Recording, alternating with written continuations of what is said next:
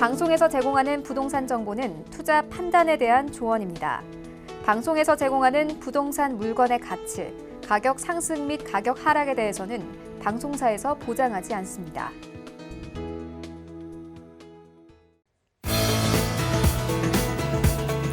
안녕하세요. 재테크 매거진 부동산이 답이다 진행의 강주리입니다. 자, 오늘도 저희와 함께 하시면서요. 성공적인 부동산 재테크를 위한 알짜 정보들 함께 해보시기 바라겠습니다. 참여 방법 바로 안내해 드릴게요. 전화 한 통이면 됩니다. 02-3153-2594번으로 전화 주시면 되니까요. 많은 연락 부탁드리도록 하겠습니다. 저희 그럼 가장 먼저 부동산 주요 소식들에 대해서 한번 알아보도록 하겠습니다. 첫 번째 커버 스토리입니다. 3기 신도시 등 향후 수도권에서 공급되는 모든 공공분양주택은 분양 가격에 따라 최대 5년의 거주 의무가 적용됩니다. 이번 조치는 지난 2018년 9.13 대책의 후속 조치로 공공분양 청약을 준비 중인 실수요자들의 내 집 마련 기회가 보다 확대될 것으로 전망됩니다. 고향 일산의 집값이 최근 기지개를 켜고 있습니다. 전셋값이 2년 만에 상승 전환이 됐고 킨텍스 주변부터 집값이 오르고 있는데요. 지난해 11월 조정 대상 지역에서 해제된 데다 GTX 등 교통 호재의 영향을 받고 있는 것으로 풀이되고 있습니다. 마지막입니다. 5월 11일 발표된 정부의 부동산 정책 중에서 초미의 관심을 모으고 있는 수도권과 광역시의 전매 제한 기간 강화. 바로 전문가의 논평을 통해 자세히 알아보도록 합니다. 오늘 함께 하실 분 바로 만나볼게요. 알에셋 자산관리의 조민기 이사님 자리하셨습니다. 안녕하세요, 이사님. 네, 안녕하세요. 네, 인사 말씀 한번 들어볼까요? 네, 여러 가지 코로나 19부터 해서 또 경제 상황 상당히 좀 어려운 시기입니다. 자, 이럴 때일수록 상당한 그 침착성을 좀 유지를 하시고요. 그렇다고 해서 마음의 여유 또 없으신 분들 많겠습니다만, 자, 이럴 때일수록 마음의 안정 꼭 좀 챙기시고, 제일 1순위는 건강입니다. 이럴 때일수록 건강 꼭 챙기시고, 자, 집에 계실 때, 자, 저희 또 서울경제TV 방송 시청 많이 해주시길 바라겠습니다. 네, 건강관리 잘 하시면서 저희와 함께 다양한 정보 얻어가 보시면 좋을 것 같아요. 자, 저희가 앞서 커버 스토리에서 여러 이슈들을 한번 살펴봤거든요. 근데 그중에서 가장 눈에 띄는 게 분양권 전매 제한 강화 소식이었습니다. 좀 자세하게 짚고 넘어갈 필요가 있을 것 같아요, 이사님. 그렇습니다. 실제 지금 정부의 여러 가지 규제 정책 상당히 다양하면서도 아주 집요하면서도 이 핀셋 규제 아주 강화되고 있는 상황입니다. 자, 그래서 오늘 좀 얘기를 드릴 내용이 자, 5월 11일 날 이 수도권 및 지방 광역시에 대한 이 분양권 전매 행위 자체를 지금 제한을 더 강화를 시켰는데 과연 이 규제가 얼만큼 내 집 마련의 신호탄이 될 것이냐라는 측면에서 오늘 좀 간단하게 한번 제가 설명을 좀 해드리도록 하겠습니다. 자, 일단 5월 11일 이 주택 전매 행위 제한에 대한 내용이 어떤 내용인지 일단 간단하게만 좀 설명을 해드리면, 자, 기존 대비했을 때 기존의 서울권 특히나 조정 대상 지역 같은 경우에는 이 분양권 전매 제한을 이미 강화를 시켜놨는데, 자, 지금 추가로 수도권과 지방광역시에 대한 소유권 이전 등기까지 이때까지는 전매를 못한다. 이게 이제 지금 세부적인 내용인데, 자, 아시겠지만 우리가 기존의 입주나 분양권, 입주권이나 분양권에 대한 전매 규제는요, 이게 오늘만의 일은 아니었고요. 2016년 12월 6일 날짜 기준으로 강남 4구권에 분양권 전매 제한을 시작으로 해서 2017년 6.19 대책, 8.2 대책, 또 2020년 2월 20일 거기에 요번 5월 11일 날짜로 했는데, 자, 요번 같은 경우에는 수도권과 그러면서도 지방광역시에 해당이 되는데, 자, 이게 5월 11일 날 발표됐다 그래서 바로 적용되는 게 아니라 바로 금년 8월 달 시행령 개정 후부터 적용된다는 내용이고요. 자, 이게 좀 법이 조금 절차상으로 조금 한번 훑어보면, 자, 2017년 6월 6.19 이 정책에서는요, 강남 4구 외 21개구, 그러니까 전체적인 서울 전 지역의 이 소유권 이전 때까지 전매 제한을 했고요. 자, 8.2 대책에서는 재개발, 재건축 관련된 분양권까지 이제 포함을 더 시켰고요. 자, 8월 27일 날에는 이 투기과열 지구 내에 이 분양권 전매 제한, 그리고 조정 대상 지역의 분양권 전매 제한. 여기에 이제 요번 5월 11일 날짜 기준에 보면은요.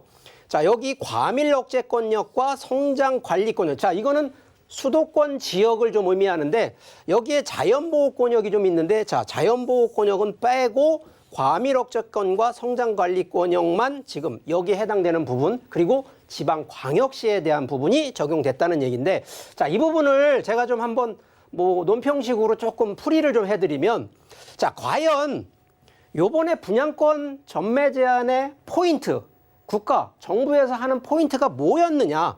자, 기본은 실수요자가요, 투기 세력을 일단 방지. 두 번째는 청약시장을 개편하는 겁니다. 자, 이게 혹시라도 오해하시는 분이 뭐냐면, 자, 부동산 가격을 하락하기 위해서 분양권 전매 제한다. 그 의도가 아니고요. 바로 이 청약시장을 개편을 하고 여기를 통해서 실수요자들이 얼만큼 내 집 마련을 만들 수 있는 확도, 바로 이 당첨 확률을 높이기 위한 바로 이 정책에 의미를 두고 있었거든요. 자, 그러다 보니까 이런 부분들이 주택가격과 분양가격과 청약 경쟁률, 그리고 거래량에 따라서 국가는 이 통계치를 가지고 뭐 투기 지역이라든가 아니면 투기 뭐 과열지구 여러 가지, 그러면서도 이 부분이 분양제, 우리가 보통 상한가 분양제라 하는데 분양가 상한제에 적용되는 지역을 세팅하는 것이 바로 이 네 가지인데, 아시겠지만 분명히 국가의 목적은 이 세 가지를 잡기 위한 목적으로 전매 제한을 했는데, 과연 이 네 가지 항목의 통계치상으로 상승률이 높아지면 과연 내 집 마련 쉽지 않다는 거죠. 그 이유는 바로 여기에 이제 이 포인트들이 있는데, 아시겠지만 분양하고 청약하는 이 아파트들 중에는 어느 것이 사람들이 더 많이 청약을 하냐면 당연하게 인구 증가 많은 지역, 입지 가치가 우수한 지역, 그중에 교통 역세권, 학군 우수하고 편의시설이 아주 잘 된 곳, 바로 이런 곳. 세 번째는 바로 이 해당 아파트의 명품인지 아닌지, 그중에 명품 중에는 브랜드 가치, 뭐 일군 대기업이 만든 그런 명품 아파트 같은 경우에는 당연히 수요가 몰릴 수밖에 없고요. 거기에 소규모가 아니라 대규모 단지가 들어가는 곳. 결국은 이 기준으로 놓고 보면 공급과 수요의 원칙, 그러면 공급이 많아져서가 아니라 수요가 많아져서 가격이 상승을 하고 투기자들이 몰리게 되는데, 자, 전매 제한 하나 가지고 과연 이 수요자들을 방지시킬 거냐. 자, 이런 부분에서는 정부에서 좀 다른 방법을 좀 찾아야 되는데, 자, 그러다 보니까 과연 분양권 전매 제한 하나 가지고 과연 내 집 마련의 틀을 만들 수 있을까? 제가 볼 때는 조금 한 50대 50의 %라고 보기 때문에 충분히 이 공급, 자, 지금도 정부가 주택 공급 방안 여러 가지를 대안을 좀 제시하긴 했습니다만, 자, 그 부분이 좀 많이 부족하다는 점. 자, 그러면 결론은 이러한 투자 포인트를 가지고 여러분들이 분양을 통하고 청약을 통할 것이 아니라 오히려 분양 청약을 고려하지 마시고 기존 주택이라도 이 투자 포인트에 맞는 항목으로 투자를 하는 쪽, 이쪽으로 좀 제안도 드리니까 이런 점 잘 좀 한번 키핑하셨다가 투자하실 때 참조하시면 좋겠습니다. 네, 2016년을 시작으로 해서요, 이 분양권 전매 제한 지역이 점점점 확대된 것 같습니다. 이런 부분에 대해서 좀 짚어봤고요. 이외에도 다양한 이야기까지 참고를 해주시기 바라겠습니다. 혹시나 더 궁금하신 사항이 있으시다면요, 전화 주시면 됩니다. 02-3153-2594번 활짝 열려 있으니까요, 많은 연락 부탁드리겠습니다. 저희 다음으로 준비되어 있는 소식은요, 부동산 재테크 리포트 시간입니다. 재테크 많은 분들이 관심이 참 많으시지만 이 변수도 많고 참 어렵게 생각하실 거잖아요. 그래서 실제 있었던 사례를 토대로 좀 재테크 팁에 대해서 알아보는 시간을 저희가 준비를 했거든요. 먼저 사례부터 한번 살펴볼까요? 네. 자, 일단은 우리가 부동산 투자하면 성공하신 분도 있고 실패하신 분도 있는데, 자, 실제 우리 시청자분들 과연 나는 어떤 경험을 갖고 어떻게 해서 성공하고 어떻게 실패했느냐를 조금 공감대를 좀 만들기 위해서 오늘 제가 한번 준비한 거는 이런 사례를 좀 준비를 했습니다. 자, 오늘 사례 같은 경우에는 자, 인천에 거주하고 계신 분인데 자, 인천 아무래도 뭐 거주 지역이다 보니까 인천 성남동의 소형 빌라 약 한 39제곱미터 그 주택을 급매로 2015년에 매수를 했습니다. 아마 이때 투자하신 목적이 뭐 들어간 금액이 소액이면서 임대 수익을 좀 기대를 하셨던 모양입니다. 자, 그때 2015년에 투자한 금액이 약 한 6,500만 원 정도가 되는데 자, 현재 시세가 1억 1,500만 원 정도 된다라는 바로 이러한 사례입니다. 자, 이 부분 가지고 좀 한번 설명을 드려보도록 하겠습니다. 네, 50대 주부신데요. 일단 소액으로 소형 빌라에 좀 투자를 하셨거든요. 자, 이 사례가 과연 성공적인 사례였을지 어떨지 좀 궁금해요, 이사님. 어떨까요? 네, 자, 일단은 뭐 성공이냐 실패냐라는 얘기를 좀 먼저 하기 전에 과연 이분, 우리 지금 사례자분이 투자하신 과연 요 지역 그리고 그 상품에 대한 얘기를 좀 간단히 한번 좀 분석을 좀 일단 해봐 드릴게요. 자, 일단은 이분이 이 투자하신 소형 빌라, 뭐 여러분들 아시겠지만 소형 빌라가 뭐 여러 가지 장단점이 좀 있거든요. 자, 근데 지금 사진에 보시는 것처럼 뭐 말 그대로 소형 빌라긴 한데 사진에서 보는 것처럼 노후돼 있다는 거죠. 자, 위치도 한번 살펴보면 바로 여기 이쪽 성남동 쪽이 이쪽이거든요. 바로 위쪽이 청라 신도시고요. 바로 이쪽이 인천, 바로 여기 항구가 있는 인천 북항이라는 바로 동네인데 자, 여기까지 지금 위치상으로 보면 이게 지금 7호선 아직은 돼 있지는 않습니다. 이거 지금 예정으로 지금 들어가 있는 그 노선이 지금 확정이 돼 있고 또 하나가 이쪽으로 해서 인천 2호선이 지금 들어가 있습니다. 자, 이것만 놓고 보면 자, 이 동네에 충분히 투자 가치 있다. 앞으로 지하철도 들어가고 지하철도 이미 만들어져 있고 옆에가 청라고 이쪽이 인천 북항이니까 충분히 투자 가치가 있다라는 판단으로 아마 이걸 투자하신 것 같습니다.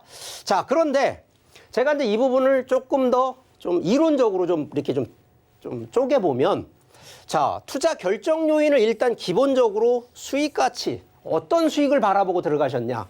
자, 아무래도 지금 얘기하셨던 임대 수익 쪽이 조금 더 컨셉이 좀 높으셨던 것 같아요. 자, 그런데 기본적으로 좀 전에 아까 매수하신 6,500만 원에 매수하셔서 지금 1억 1,500 정도 되니까 시간이 지금 횟수로 보면 한 5년 정도 지금 지나갔으니까 5년 정도에 그래도 시세 차익 됐네. 그러니까 양쪽에 지금 두 가지 수익을 놓고 본다 그러면 오히려 임대 수익보다는 차익이 조금 더 많은 것처럼 지금 보입니다. 자, 두 번째는 입지적인 부분 자체. 자, 지금 아시겠지만 건물 기준으로 보면 새거, 지금 신축된 걸 하신 게 아니라 조금 노후돼 있는 노후 건물로 지금 들어가셨기 때문에 자, 이런 부분들은 주로 무엇을 하냐면 건물을 개발, 그러면 결국은 이거를 우리가 다른 말로 하면 재개발로 가실 거냐, 재개발로 보는 컨셉이 조금 맞는데 그러면서도 주변 자체가 아직 개발이 안 되니까 저평가되어 있는 입지였다라는 점. 자, 세 번째는 과연 미래에 그러면 이 동네, 성남동이라는 동네가 얼마나 더 많이 바뀌어서 미래 가치가 있을 거냐. 자, 이미 2호선은 개통이 됐고요. 7호선이 아직 개통이 아니라 지금 공사를 지금 연장 구간이라서 공사 계획이 있으니까 충분히 미래 가치가 있다. 자, 그러면 여기에 이제 포인트는 신축이 아니고 노후 건물이기 때문에 건물 노후에 따라서 과연 임대 수익을 얼마나 많이 받느냐. 제가 볼 때 임대 수익의 목적이 아니라 오히려 재개발을 통한다 그러면 시세 차익 쪽 컨셉이 조금 더 강하다라는 얘기를 좀 드리고 싶었던 거고요. 자, 그러면 실제 노후로 갔으면 재개발에 대한 계획이 있어야 되는데 과연 성남동이 재개발 계획이 있을까? 제가 볼 때 재개발 계획이 없습니다. 오히려 이제 그런 계획들은 많아지면 이거 제가 대박입니다라는 표현까지 쓰려고 했는데 실제 이거는 조금 떨어집니다. 자, 그 이유를 제가 한번 이 사례 기준으로 한번 팁을 좀 드려보면 자, 노후주택 투자를 할 때 반드시 키핑해야 되는 부분 첫 번째가 토지. 자, 우리가 보통 복합 건물이라 그래서 토지와 그 위에 건물이 끼는 그래서 토지를 어느 정도의 대지 지분권이 있느냐. 자, 그러면 이게 예를 들어서 아까 39제곱미터 정도 된다 그러면 한 12평, 우리 옛날 기준으로 12평 기준이라 그러면 이게 건물 면적이거든요. 자, 그럼 대지 지분 기준으로 해서 요거 따져보면 한 평이 될지 세 평이 될지 이거 대부분 놓치고 가시는 분들이 많습니다. 자, 그러다 보니까 대지 지분권 반드시 얼만큼의 크기인지 이게 결국은 미래 가치의 가장 큰 변수고요. 두 번째는 지금 저 얘기했던 노후주택을 사시는 목적이 새 거 사는 게 아니다 보니까 이거 재개발이 되느냐 안 되느냐 이거 반드시 확인하셔야 된다는 얘기 드리고요. 세 번째는 분명히 지금 목적이 임대 수익이라고 처음에 계획을 잡으셨다 그러면 아시겠지만 노후 건물을 사놓고 임대를 맞추려고 그러면 여기 들어가는 무엇이 필요하냐? 바로 건물 유지 비용이라고 하는 것이 들어갑니다. 인테리어 다시 할 수도 있고요. 내부 시설 고장나면 다시 보수해줘야 되는 이런 비용들을 보통은 생각하지 못하거든요. 제가 직접 또 경매 같은 데에서 투자해가지고 보통 다시 리모델링해서 임대 나가지고 하시는 분들 보면요. 경매한 가격이 경매가로 예를 들어서 5천만 원 들어갔다 그러면 실제 들어간 수리 비용이 보통 한 1,000만 원 정도가 들어갑니다. 자, 그러면 이게 실제 들어간 거는 6천만 원 투자라고 보셔야 되고요. 이게 또 시간이 한 3년 지나고 이렇게 지나면 여기에 또 돈이 또 들어갑니다. 그래서 이런 추가 비용이 얼만큼 되는지까지 고민을 좀 하셔야 된다는 얘기. 그러다 보니까 이 기간을, 투자 기간을 과연 어떤 목적, 임대 수익으로 가시는 분은 기본 7년에서 10년을 가져가야 되는데 과연 이런 노후주택 가지고 임대 수익을 해서 7년, 10년을 가져가냐? 제가 볼 때 이건 설정을 다른 방향으로 잡으셔요. 그러면 이런 경우는 시세 차익으로 충분히 5년에서 7년 뒤에는 매도, 그러면 차익형으로 가시라는 이런 설정이 나오는 거고요. 또 하나, 최근에 여러 가지 주택 규제 정책 많죠. 다주택자한테 가장 많이 걸리는 규제, 바로 세금이거든요. 다주택자가 결국은 큰 강남이나 용산의 큰 아파트, 돈이 되는 아파트 딱 하나 갖고 있는 게 아니라 이러한 소형대의 노후주택 한 10개 갖고 있으면요. 아시겠지만 정부의 딱 규제 대상에 딱 걸리는 겁니다. 거기다 세금까지 더 내야 되고요. 양도 암만 여기서 5천만 원을 벌고 1억을 벌면 뭐합니까? 다주택자 걸려가지고 여기에서 50% 이상을 양도소득세 세금으로 다 국가에다 기부하는 꼴이 되거든요. 자, 그러면 투자에 대한 효율성으로 놓고 보면 이게 잘못됐다는 얘기를 드리는 게 아니라 바로 이 투자의 방향을 좀 더 바로 잡아달라는 얘기를 좀 드리고 싶습니다. 그러다 보니까 이 투자의 대안을 좀 여러 가지로 제안을 해드리다 보면 자, 기본적으로 투자 지역, 투자 상품, 투자 운영 이 세 가지 항목인데 자, 그렇다고 해서 지금 인천 지역이 나쁘다는 얘기를 드렸던 게 아닙니다. 자, 지금 이분 같은 경우에도 5년이 지났는데 벌써 한 딱 2배 정도의 시세 차익은 버셨어요. 그런데 들어간 비용의 관리 이런 걸 따지면 임대소득 기준으로는 수익 창출은 아니라는 거. 그래서 효율성 면에서는 한 50% 정도의 효율성만 보신 분이기 때문에 제 개인적인 기준으로 놓고 본다 그러면 자, 오히려 이렇게 재개발되는 지역이 아닌 노후주택을 매수하고 투자하시는 것보다는 오히려 작은 비용 가지고 오히려 도심권의 신축 쪽으로 가셔서 긴 시간이 아닌 3년에서 4년 정도의 순환주기를 가지고 다시 순환하시는 방법. 안 그러면 성남동 쪽 말고 인천 안에서도요. 재개발 지역의 노후주택으로 가셔서 충분히 조금 중장기로 보시면 7년까지 놓고 보시는 이 바로 재개발 투자, 바로 대지지분권이 좀 더 확보되어 있는 바로 이런 컨셉으로 투자를 하셨다 그러면 50% 효율이 아니라 100%의 효율. 자, 그래서 이분 같은 경우에 반은 성공하셨고요. 반은 실패하셨다라는 결론을 좀 내드리니까 자, 오늘 이거 사례 주신 분 그렇다고 너무 섭섭해하거나 그러지 마십시오. 지금도 충분히 이 부분 순환을 하시면 그 가능성 또 나오니까 오늘도 이 방송 보신 분들 중에 이런 유사 사례가 있는 분들 자, 오늘 제가 설명했던 이 내용을 잘 좀 참조하셔서 몇 가지 포인트 많지 않습니다. 잘 한번 고려하셔서 다시 투자 전략 수정하시기를 바라겠습니다.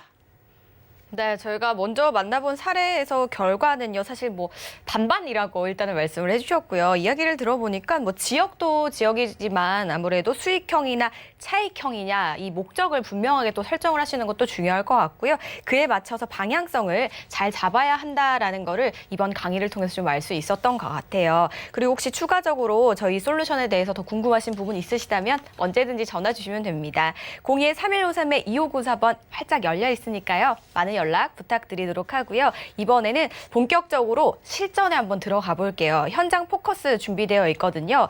여러 지역들이 있는데 그중에 첫 번째 현장부터 한번 바로 만나보죠. 서울시 종로구 효재동에 위치한 소형 아파트입니다. 위치는 1호선 종로 5가역에서 도보로 약 7분 거리고요. 1호선과 4호선 동대문역 도보권에 있습니다.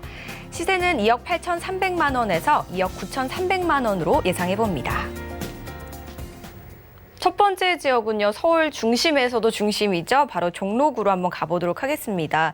사실 뭐 종로구에는요, 상업 지역이 워낙 많은 곳이기 때문에 이 주거 공간이 굉장히 좀 희소성을 띠지 않을까라는 생각이 들거든요. 이 현장 바로 한번 만나볼까요? 네. 자, 일단은 뭐 첫 번째 현장 포커스, 바로 이 물건 같은 경우는 이 상품이 아파트입니다. 뭐 요즘 뭐 다주택자 때문에 여러 가지로 규제 정책으로 고민 좀 많으시겠지만 충분히 그래도 투자에 대한 가치가 있는 바로 소형 아파트인데, 자, 일단 위치가 종로 5가역이고요. 뭐 대략 뭐 역세권이라고 얘기를 좀 드릴 수가 있는데, 자, 이 부분에 대한 바로 이제 현장 분석을 좀 해드리도록 하겠습니다. 자, 먼저 입지인데요. 뭐 저희가 도심권과 비도심권으로 좀 이렇게 둘을 나누다 보면 가장 도심권 안에서는 핵심은 첫 번째가 교통입니다. 교통. 과연 도심권 안에서 교통이 없는 부분들이라 그러면 솔직히 절름발이 투자 물건이다라고 얘기를 드리는데, 자, 오늘 이 바로 현장 포커스, 바로 이 상품 같은 경우에는 바로 이 종로 5가역의 위치를 좀 바로 인접해 있다 보니까, 자, 위쪽으로는 대학로가 있습니다. 밑에 쪽, 위하고 밑에 쪽으로 보면 다 청계천 상권, 종로 귀금속 상권, 또 여기 동대문 상권. 그러다 보니까 주변 자체가 이미 인구, 특히나 상권으로 형성이 돼 있는 동네다라는 점을 먼저 포커스로 말씀을 드리고요. 자, 두 번째는 이 자체에 지금 상권이 만들어져 있는데, 아시겠지만 지하철, 특히나 교통이 좋아서 여기가 일반 상업지로 간다 아니고요. 이미 이런 부분들은요, 저희는 기존 상권이라고 얘기를 드리는데, 기존 상권 위치로 보게 되면 과연 종로의 이 위치가 하루아침에 만들어진 게 아니고요. 이미 뭐 아시겠지만 이 도심권, 특히나 사대문 안이라고 저희는 얘기를 하는데, 이 도심권 안에서도 가장 핵심이 종로거든요. 거기에다가 이 청계천도 이 상당히 옛날에 이제 복개가 돼 있던 거를 또 이게 다 공사를 해놔서 지금은 상당히 또 쾌적한 시설까지 돼 있는데, 자, 이 부분이 변수가 하나가 뭐냐? 바로 이 사대문 하나 있다 보니까 개발이 전혀 안 돼 있거든요. 그래서 저개발, 저평가되어 있기 때문에 충분히 투자의 미래성 있다라는 점을 두 번째 포커스로 말씀을 드리겠고요. 자, 세 번째. 지금도 제가 저평가, 저개발되어 있는데, 자, 실제 서울시가 발표한 이 서울시 중구에 대한 데이터를 놓고 보면요. 자, 지금 종로 자체에 해당되는 건축물이요. 무려 30년 이상 된 게 47%. 이게 상당히 노후도가 높다는 얘기거든요. 자, 이 얘기는 대부분 개발이 필요하다. 이 얘기를 증명하는 거고요. 자, 세 번째.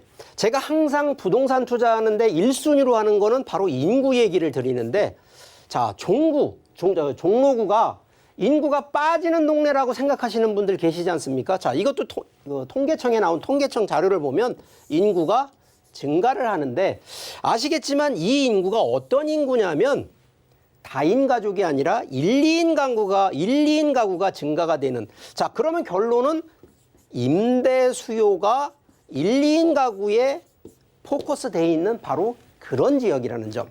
자, 여기에 제가 지금 조금 전에 설명드렸던 상권이 확장이 되는데, 바로 이 종로통 안에 보면요.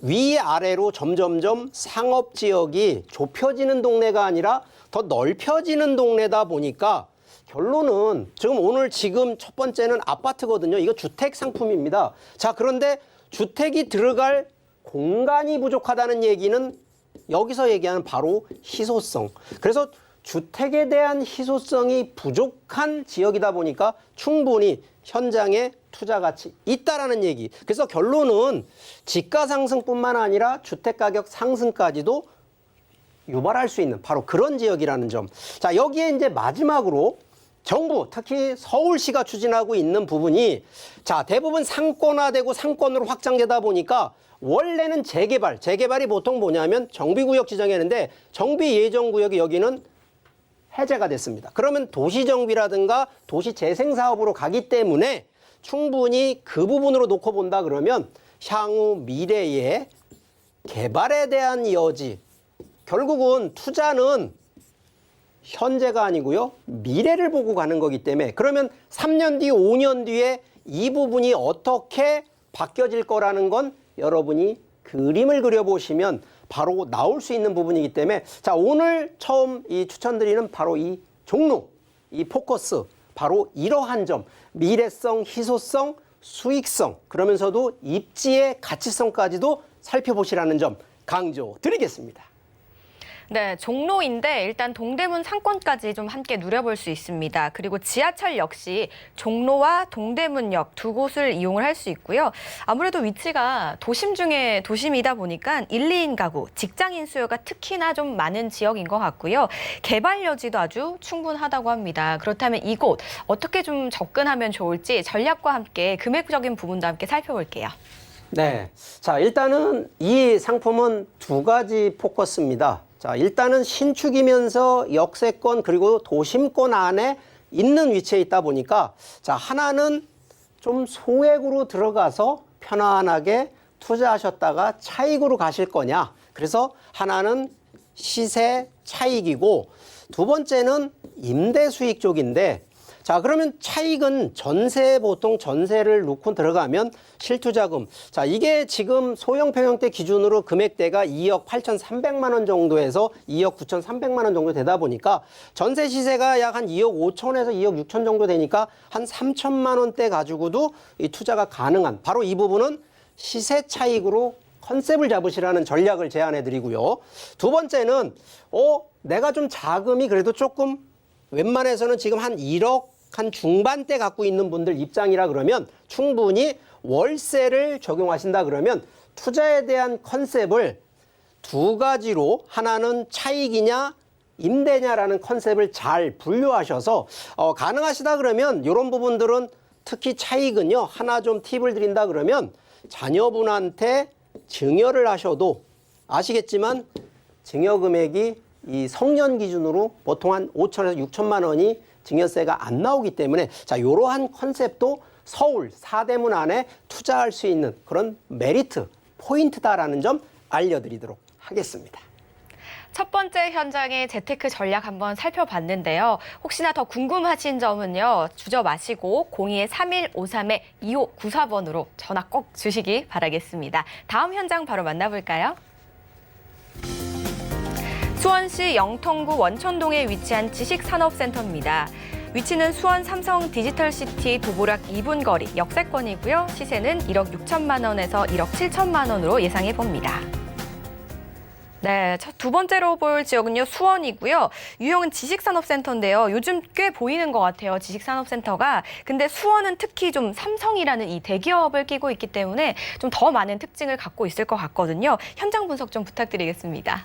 네. 자, 두 번째 유형은 바로 이 지식산업센터. 자, 이거는 저희가 부동산 상품 중에 이제 저희가 표현이 상업용이라는 거로 이제 말씀을 드리겠는데, 자, 위치가 수원 삼성 디지털 시티. 자, 우리나라 대기업이죠. 바로 대기업이 포진하고 있는 그것도 도보 약 한 2분 정도 거리에 위치를 하고 있는데, 자, 일단 한번 이 현장 포커스, 특히 현장 분석에 대한 얘기를 좀 한번 설명을 드려보겠습니다. 자, 일단 위치가 여기가 지금 삼성 디지털 시티입니다. 자, 여기 삼성 디지털 시티뿐만 아니라 삼성과 관련된 회사들이 여기 다 모여 있습니다. 자, 그러다 보면 주변 자체에 미치는 파급력은 뭐 일반 중소기업이 아니라 대기업이 들어가다 보니까 여기에 딸리는 핵심 중소기업들이 많이 몰릴 수밖에 없는, 결국은 인구가 단순한 거주 인구가 아니라 경제 활동 인구가 증가하는 지역이라는 점이 첫 번째 포커스고요. 자, 두 번째는 자, 여기가 지금 삼성 디지털 시티입니다. 자, 그런데 삼성전자 하나만 보고 가시는 컨셉이 아닙니다. 바로 이 삼성이라고 하는 배후 기준으로 놓고 보면 주변에 아까 좀 전에 얘기했던 인구라는 기준 하나, 두 번째는 바로 이 정책이라고 하는 기준. 자, 그러다 보니까 이 정책이라고 하는 부분이 그냥 들어가는 게 아니라 이게 바로 국가정책입니다. 바로 국가정책에서는요, 첨단 산업벨트의 핵심으로 만드는 동네가 바로 수원. 그래서 수원의 여기 바로 위에가 바로 광교입니다. 광교. 광교 신도시가 그냥 만들어지는 게 아니고요. 그리고 옆쪽이 뭐냐? 동탄 신도시입니다. 여러분들이 아시는 신도시 그냥 만드는 게 아니라요, 잠을 자는 구역도 해주지만 거기서 경제활동까지도 만들어주는 이 신도시를 만들었는데 중심이 대부분 바로 이러한 생산, 경제활동할 수 있는 구역을 만들어줘야 된다는 거. 바로 이게 두 번째 포커스라는 거. 자, 여기에 위치상으로 보면 야, 여기 그래도 수원인데 교통이 뭐 어렵고 힘들지 않겠냐? 아닙니다.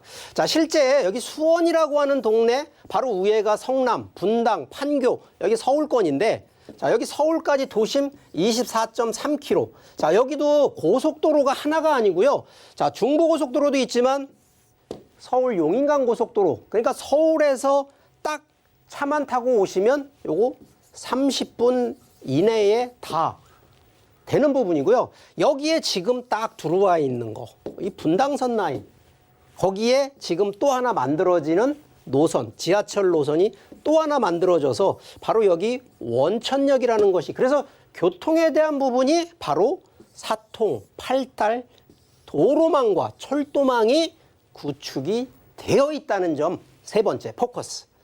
자, 여기에 우리가 투자를 하면 그래도 기본적으로 땅값, 특히나 토지 가격이나 건물 가격이 올라가야 되는데 그 올라가는 배경은 제가 항상 그러지만 수요, 얼마나 이거를 살려고, 나는 돈 벌려고 살려고 하는 사람이 많느냐인데, 자, 이 데이터가요, 지난해 2019년 통계치 기준으로 보니까 용인하고 수지 그리고 수원 용인 간에 들어와 있는 주택을 산 매수, 이 사람들을 보니까 1년 사이에 2배가 넘게 수요가 더 몰려서 실제 가격도 상승을 많이 했고요. 자, 이 데이터들을 놓고 보면 과연 수요가 도망가는 동네냐, 수요가 들어오는 동네라는 걸 간접 증명을 한다라는 점, 네 번째 포커스.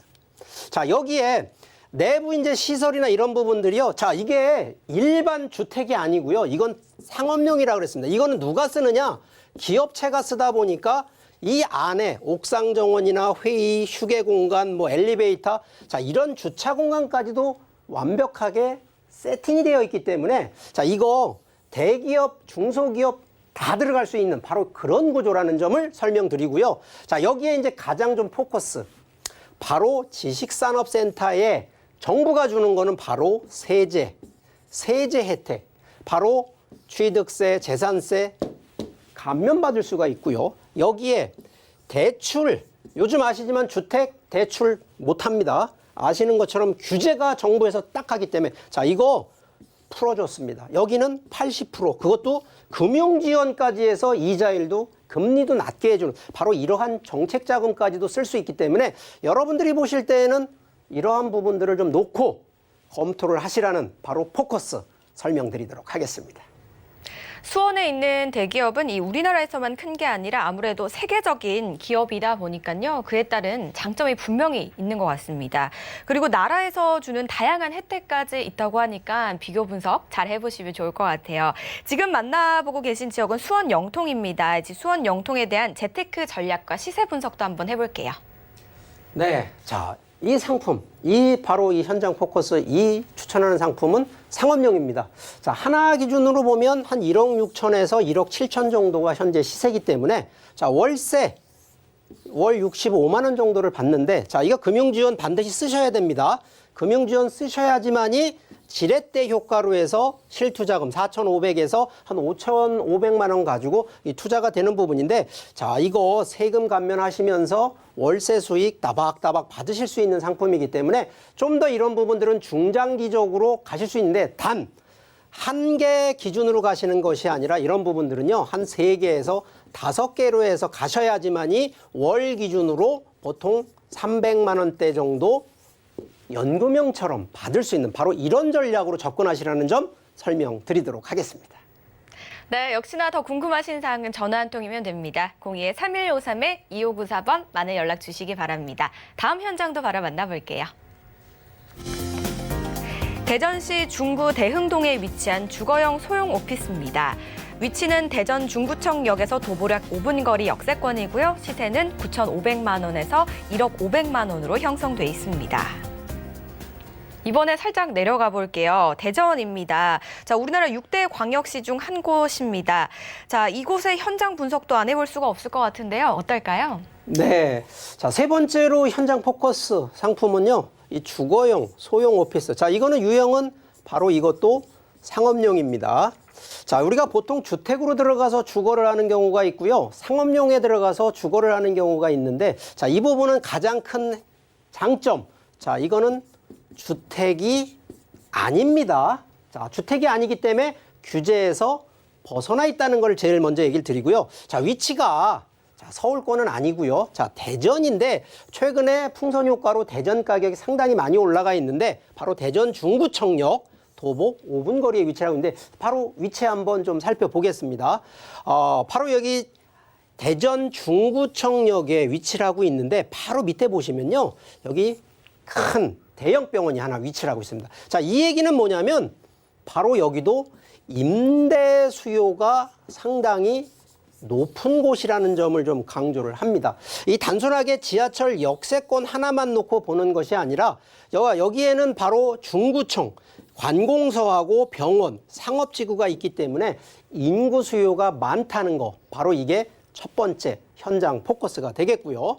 자, 두 번째는 이 반경 기준으로 놓고 보면 자, 중구청역과 이 병원 하나만 놓고 본다 그러면 바로 이 관공서에 근무하시는 이분들이 다가족이 아니라 핵가족. 그럼 결국은 1, 2인 가구가 들어오는 동네다 보니까 그만큼 이 해당 지역의 임대에 맞는 시설, 특히나 보통 1, 2인이 많이 들어오는 데가 오피스텔이거든요. 근데 오피스텔이 이 동네에 전무합니다. 이유는 아직 노후도가 상당히 많은 곳이기 때문에 자, 그래서 요번에 새로 들어가는 신축 같은 경우에는 바로 차별성이 있다는 점이 두 번째.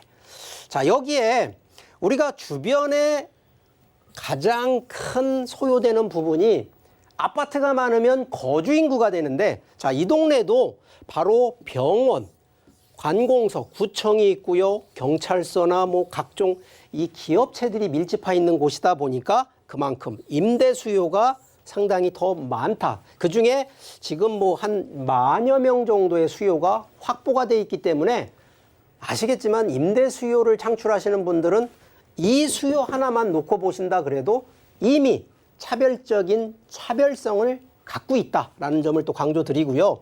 자, 여기에 주변에 호재 중에 하나인데 바로 이 중구청, 특히나 공공청사가 개발이 들어갑니다. 이 대전 같은 경우에는 조금 노후도가 제가 아까 높다고 얘기를 드렸는데 하다못해 이 구청 건물만 해도요 이미 40년 전에 지은 그런 건물들입니다. 자, 여기에 요번에 한 10,000평 좀 넘는 규모로 창업정보센터가 만들어지고 여기 중앙행정기관까지도 또 새롭게 들어오는 호재. 거기에 여기가 이제 해당 역세권이다 보니까 역세권 앞쪽으로 해서 상권, 이 도심 재생 프로젝트라고 하는 바로 개발 사업이 크게 지금 계획이 되어 있고요. 지금 바로 여기에 이제 한 2개 정거장 바로 앞에가 여기 대전역입니다. 자, 대전역 같은 경우에는 얼마 전에 4월 달인가요? 4조 프로젝트라 그래서 대전역 대형 개발 또 호재 하나가 또 있었습니다. 바로 그런 부분으로 인해서 미래가치 있다. 자, 여기에 마지막 결국은 교통 부분인데, 자, 지금 중구청역이 여기인데 바로 여기 하나, 두 번째 정거장이 대전역이거든요. 바로 이런 정거장으로 놓고 본다 그러면 교통에 대한 플랜. 자, 여기 대전이라 그래서요. 혹시라도 오해하시는 분들, 서울만 지하철이 있고 대전에 무슨 지하철이 있어? 아닙니다.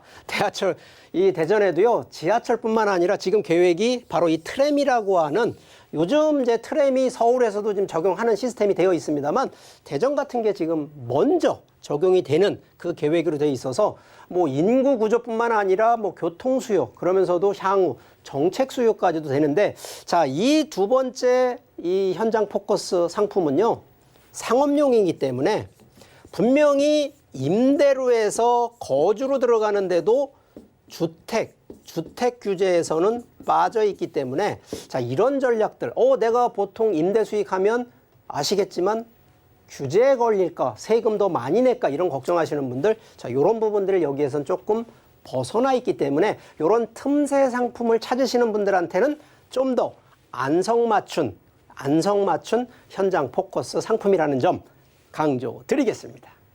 네, 다양한 입지적인 장점과 함께 수요도 형성이 잘 되어 있는 것 같습니다. 뭐 희소성까지 띄고 있다니까 참고해 보시고요.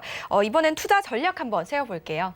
네, 자, 수요도 좋고 입지도 좋고 미래 가치가 좋아도요, 아시겠지만 내 손안에 든 자금, 얼마의 돈 가지고 할 수 있느냐, 이게 더 중요하거든요. 자, 그런데 이 상품 같은 경우에는, 자, 금액대 보세요.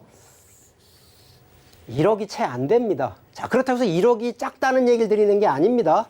자, 전체 시세가 9,500만 원에서 1억 500만 원 정도 되는데, 내가 들어가는 실투자금 기준을 보면 약 한 2천만 원에서 한 3천만 원 가지고도 월 45만 원 정도를 충분히 연금형처럼 가져갈 수 있는 상품이고요.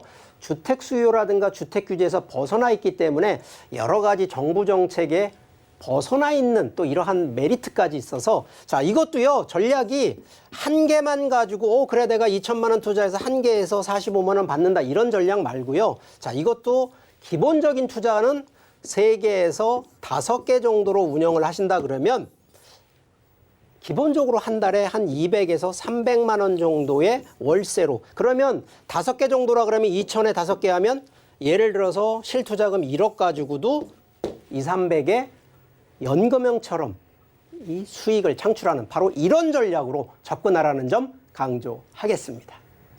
네, 대전시에 대한 투자 전략 저희와 함께 세워보시기 바라겠습니다. 02-3153-2594번으로 많은 연락 주시기 바랄게요. 다음 현장도 바로 만나보죠. 서울시 금천구 시흥동에 위치한 상가주택입니다. 위치는 1호선 금천구청역 역세권이고요. 시세는 13억에서 13억 5천만 원으로 형성돼 있습니다. 다시 서울로 돌아왔습니다. 금천구인데요. 금천구는 좀 굵직굵직한 개발들이 좀 많이 예상되어 있는 지역이잖아요. 어떻게 될까요, 이사님? 네, 뭐 역시나 서울권은 뭐 다양한 호재거리도 있는데, 자, 이번 4번째 현장 포커스 상품은 상가주택. 자, 우리가 이거를 뭐 다른 얘기로 하면 똘똘한 한 채라고 하는, 요즘 대부분 좀 집중하려고 여러 개로 분산하는 것보단 하나로 집중. 단점, 조금 더 문제점, 그러니까 그 금액대가요, 작은 게 아니라 좀 금액대가 좀 있어야 된다는 점. 자, 이것도요, 해당 서울 안에서도 교통 입지, 역세권에 위치를 하고 있는 부분인데, 자, 이것도 제가 지도를 좀 보면서 분석해 드리도록 하겠습니다. 자, 해당 위치가 바로 지금 현재는 1호선 금천구청역에 이 도보권으로 좀 위치를 하고 있는데, 자, 여기가 금천구청입니다. 자, 그런데 제가 지금 역세권 얘기를 왜 드렸냐? 1호선 때문에 역세권이라는 얘기를 드린 게 아니라 바로 해당 바로 물건지 위치하고 있는 곳에 바로 신안산선이 들어오는 겁니다. 그래서 여기에 지금 여기 하나 개통 예정에 있다 보니까 바로 이 기준을 놓고 역세권 얘기를 드린 거고요. 이게 오늘이 아니라 2024년 하반기 정도에 개통이 되기 때문에 자, 지금 투자 포인트 상으로 보면 현재가 아니라 미래에 이렇게 바뀐다라는 것이 첫 번째 포커스. 자, 두 번째는 지금 여기 시흥동인데 시흥동 자체를 놓고 보면 해당 지금 다 밀집되어 있습니다. 관공서 밀집되어 있고요.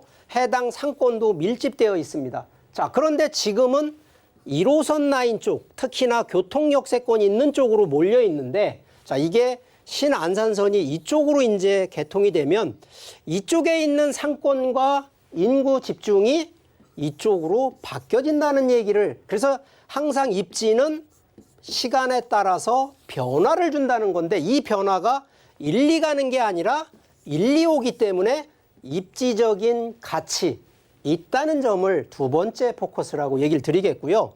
자, 여기 세 번째가 지금 우리가 신안산선, 안산선 얘기하는데 아시겠지만 경기도 안산하면 조금 더 남쪽으로 내려가니까 그래서 안산선이 지금 그 안산선이 중요하다는 얘기를 드린 게 아니라 안산선 자체가 밑에 쪽 얘기를 드리는 게 아니라 어디를 얘기하냐. 바로 여기 여의도를 관통하기 때문에 결국은 서울의 중심인 여의도를 관통하기 때문에 이 신안산선이 중요하다는 얘기를 좀 꼭 드리는 겁니다.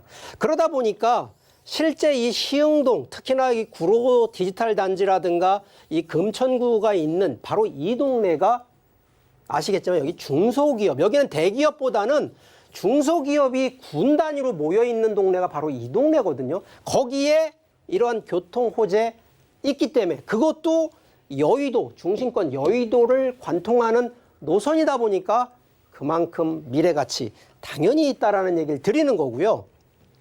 자, 여기에 시흥동 자체에 이러한 호재들이 좀 있습니다. 자, 이게 다 개발 하나하나 따지면 상당한 규모가 있는데 뭐 첨단 산업단지, 미니 신도시급 뭐 이런 개발들 지금도 예정이 되어 있기 때문에 충분히 미래에 대한 전략을 놓고 본다 그러면 제가 투자는 오늘이 아니라 내일, 미래를 보라고 얘기를 하는데 우리 보통 투자하시는 분들 보면요.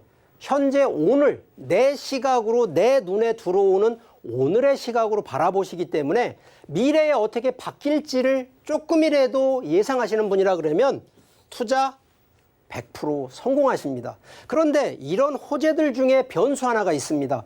무조건 이런 호재가 있다 그래서 들어가시는 게 아니라 이 호재가 진행 여부, 우리가 보통 일반 분들은요, 이 진행 여부를 확인을 안 하세요.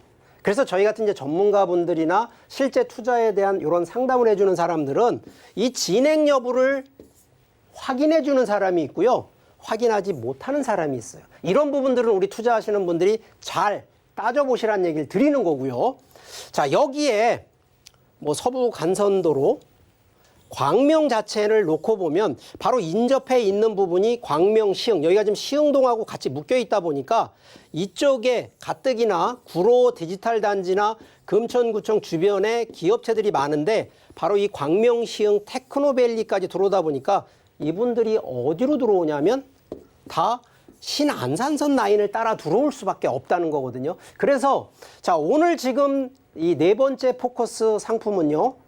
통건물, 똘똘한 한 채인데 여기는 임대도 되면서 향후에 시세 차익까지 되면서 동시에 개발까지 가능하기 때문에 여기는 세 개의 목적을 가지고 그러다 보니까 그 목적에 맞으려면 이러한 인구 수요가 풍부해야 된다는 점을 더욱 강조드리는 거기 때문에 자, 이런 점 뭐 제가 전문가니까 제 얘기를 그냥 이렇게 하지 마시고요. 꼭 한 번씩은 똑똑 체크하는 바로 이런 점까지도 좀 중요하게 생각하시면 좋겠습니다. 네, 여의도를 지나는 신안산선이 들어오면 더블 역세권이 된다는 점이 눈에 띄었습니다. 이번에는 재테크 전략 세워볼게요. 네, 자, 이게 지금 네 번째 거는 바로 이 통건물입니다. 통건물인데 바로 이 상가주택이거든요. 똘똘한 한 채이기 때문에 자, 아시는 것처럼 시세 13억에서 13억 5천. 규모가 작은 게 아닙니다. 규모가 좀 있습니다. 자, 보증금 8억 2,500에 월 70, 80만 원 정도가 돼 있는데 자, 이거는요. 작은 자금을 일단 한 4억대에서 5억대를 가지고 투자를 하셨다가 지금 2024년 정도 하반기에 신안선이 개통이 되기 때문에 그 미래에 바뀌어지는 상황을 놓고 보면서 월세로 전환을 하셔도 되고요. 아니면 그대로 전세를 놓으시다가 시세 차익을 충분히 감안하셔도 됩니다. 단 이거는 토지와 건물이 같이 두 개가 포함이 되어 있기 때문에 건물은 다시 개발이 가능하다는 점. 그래서 세 마리, 세 개의 목적을 가지고 검토하시는 전략 꼭 필요하다 설명드리겠습니다. 네, 오늘 다양한 현장 소개해드렸는데요. 더 궁금하신 점은요. 02-3153-2594번으로 지금 바로 전화 주시기 바라겠습니다. 오늘 도움 말씀 주신 이사님 고맙습니다. 네, 오늘 만나본 현장 저희 다시 한번 살펴보겠습니다.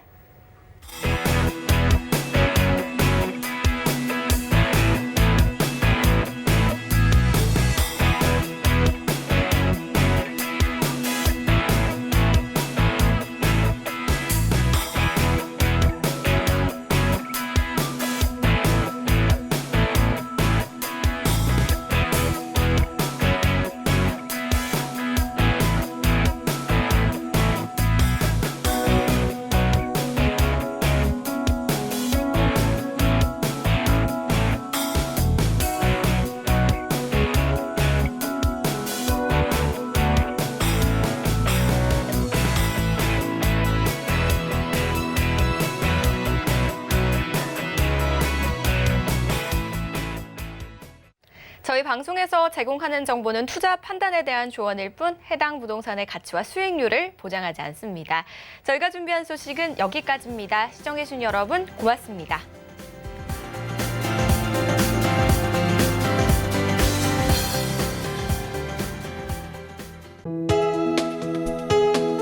본 방송에서 제공하는 부동산 정보는 투자 판단에 대한 조언입니다.